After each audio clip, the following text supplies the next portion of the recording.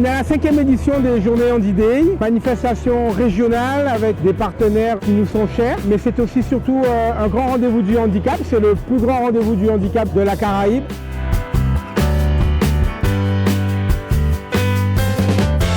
Nous, notre objectif aujourd'hui, c'est que tout le monde soit heureux et surtout qu'on soit tous en cohésion.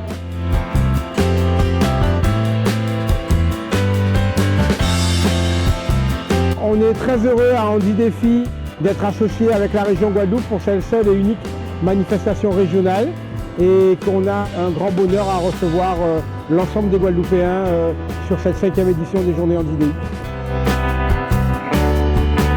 Je suis sapeur-pompier depuis plus de 15 ans. Nous nous sommes assemblés pour créer Émergence Secourisme, pour sensibiliser les populations dans les quartiers prioritaires de ville, les personnes qui n'ont pas les moyens de financer une formation SST ou une formation PSC1. Il est important que tout le monde puisse compter les uns sur les autres. Si tout le monde est sensibilisé, ça aidera les services de secours dans les quartiers plus ou moins éloignés. Moi, je considère qu'il est important pour soi-même, pour ses proches, pour ses voisins, de pouvoir porter un geste salvateur parce qu'on ne sait pas. Un accident, un malaise, ça n'arrive pas qu'aux autres.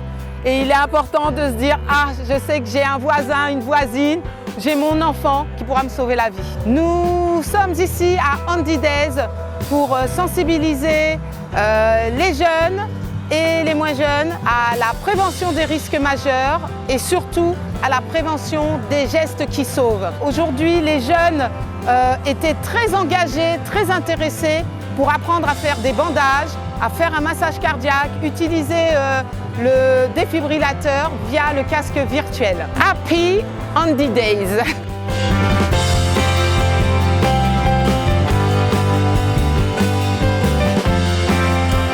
Ça représente un moment unique.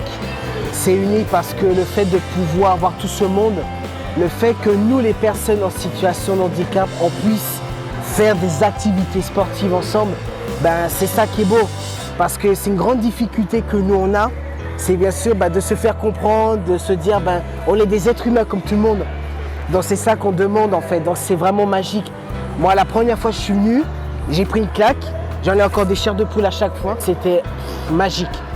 Moi j'ai pris une claque énorme. Le handicap c'est ma mission de vie. Si tu veux, moi j'ai parlé à l'âge de 5 ans, tout le monde me disait que ma place c'était dans un psychiatrie, j'allais jamais y arriver.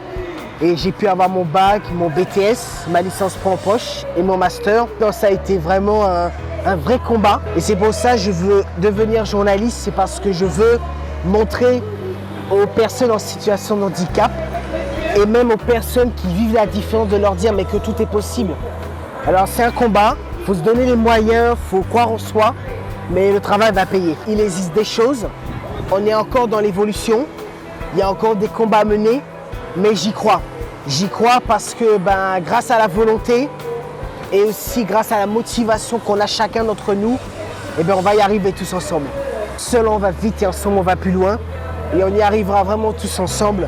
Parce que comme on dit chez nous en Guadeloupe, tiens béret pas molly, on tient le coup, on est ensemble et on va y arriver. Et on le fera avec le cœur.